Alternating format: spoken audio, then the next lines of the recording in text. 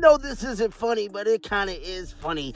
Bruh, so NaLyssa Smith, we know she was a former Indiana Fever basketball player about a year ago, bruh. Now, I'll be one to tell you, she has now been sent to 2 different teams in a matter of 6. How does a star player get traded twice in less than a year? For NaLyssa Smith, the nightmare became a reality, leaving her sick to her stomach and wondering what went wrong. But this was no accident. This was a self-inflicted disaster born from jealousy, bad decisions, and turning her back on a golden opportunity with Caitlin Clark. She thought she was escaping to greener pastures, but she was really just a pawn in someone else's game. This is the shocking story of how a promising career imploded, proving that karma always keeps receipts. Today, NaLyssa Smith traded for the 2nd time this year. She'll be hitting her 3rd team in a matter of 365 days. NaLyssa Smith traded from the Dallas Wings to the Las Vegas Aces, and this should come to no surprise. As Curt Miller said, literally, she was used as a means to get DiJonai Carrington. The whispers of disaster began in Indiana, right as the entire world turned its eyes to the Fever. The arrival of Caitlin Clark wasn't just a draft pick, it was a cultural phenomenon, an injection of pure energy that promised to lift the entire franchise. For a player like NaLyssa Smith, a former number 2 overall pick herself, this should have been a golden ticket. Playing alongside a generational talent meant more eyes, more opportunities, and a chance to compete on the biggest stage. But instead of rising to the occasion, a shadow of resentment began to form. The dynamic on the court felt icy, and Smith's focus seemed to drift away from her own team and toward the opponent's bench.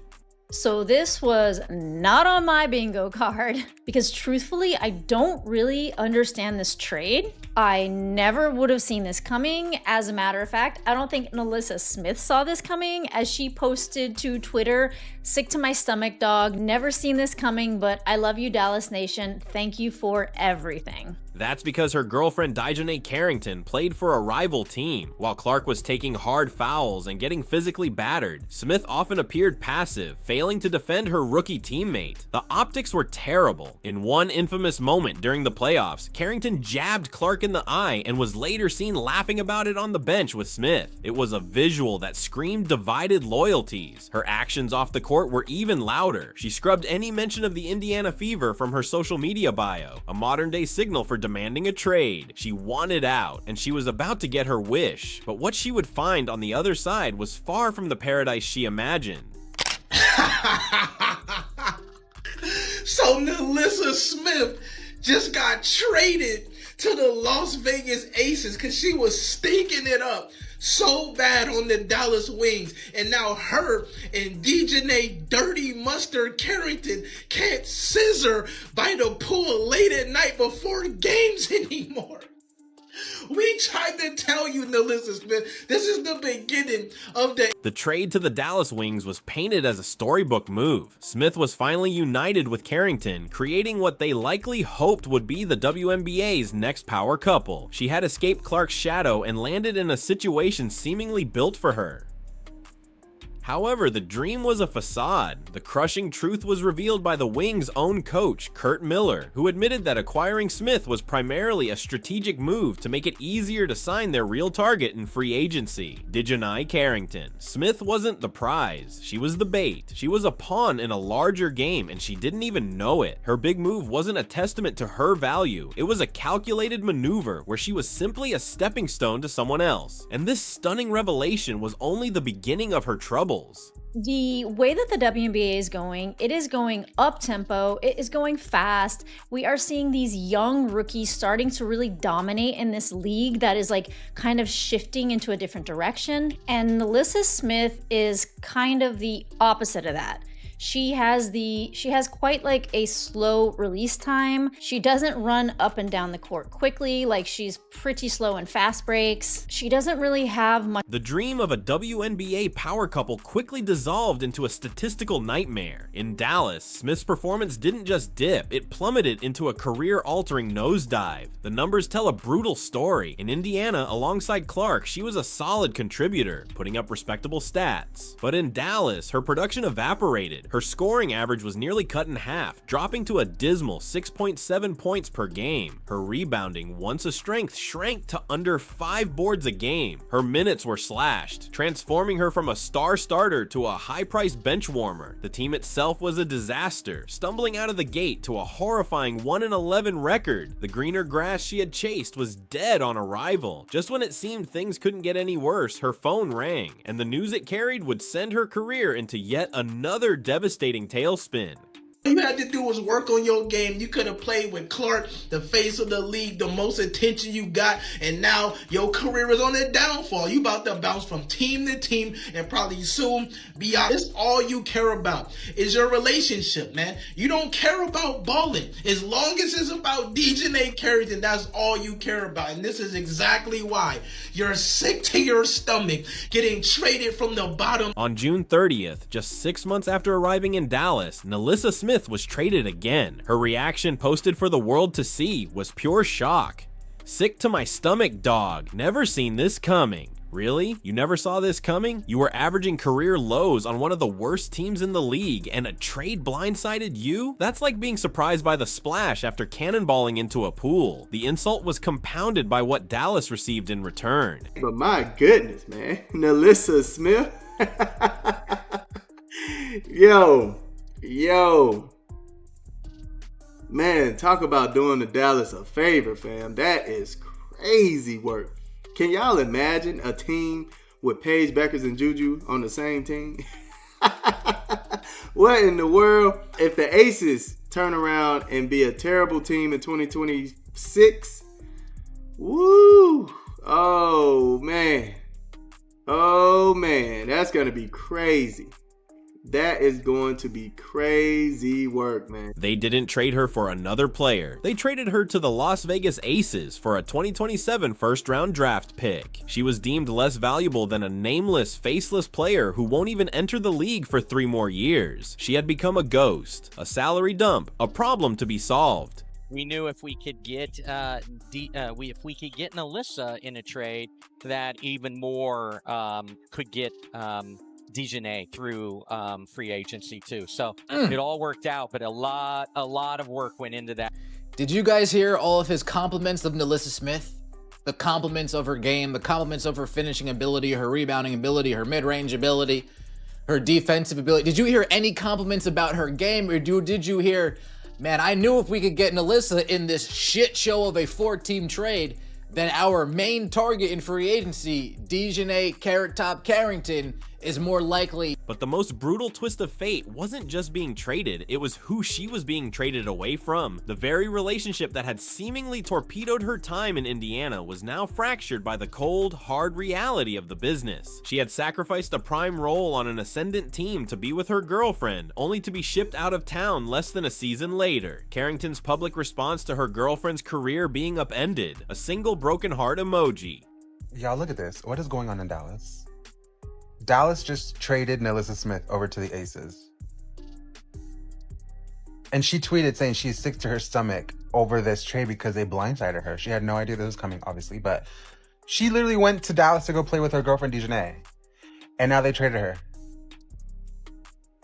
What is going on? No words, just a symbol. Smith had chosen an emoji over a teammate who communicates in 30-point triple-doubles. The irony was suffocating. While Smith was packing her bags for a 3rd team in a year, Caitlin Clark was still selling out arenas, breaking viewership records, and cementing her status as the face of the league. The fever, the team Smith couldn't wait to escape, was finding its rhythm and building a future she was no longer a part of. Yes, they got rid of her for a draft pick, bro. They didn't even get a player out of this.